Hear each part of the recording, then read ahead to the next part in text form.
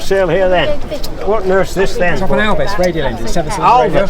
British made. What, radial? Radial, 7-cylinder radial. What's it got twin port for? Is one of those the induction? That's the inlet, that's the inlet, that's the exhaust. Great. What year is that then? 1950s. 50s? What, as late as that? Yeah, the late 40s, early 50s. And what planes did they use it in? I'm not quite sure. Yeah. Not quite sure. I think the Chipmunk trainers. Sorry?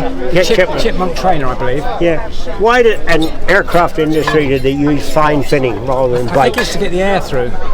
But bikes, they sort of get wider fins, you know. The quality is amazing on the airplanes. Yeah, the casting. Everything's locked wired up. Yeah, yeah. Just amazing, really. Are these all cycle or UNF threads? UNF, yeah. Wonderful. There'd be some weight of an engine then. You imagine that times 7 plus all the stuff. Yeah. Where did you get this from? I got a chap local to me who flies these planes. Yeah. I was going to make a V-twin. Yeah. But I used the Pratt & Whitney cylinders instead. Yeah. For the Millyard. Yeah. It's bigger. Bigger, more beefy. This is 1800cc a cylinder. 1800. 7 times 1800. What's that about? 7,000 cc. Yeah, quite a lot. Yeah. 6,000 cc. My flying Millyard's 2,500 a pot. Bloody hell far. But it's in remarkably good condition. It's not bad. So how much do you want for this Millyard? If it's on eBay. What do you want for this Millyard? It should be around 120. And to the museum? 60. Done.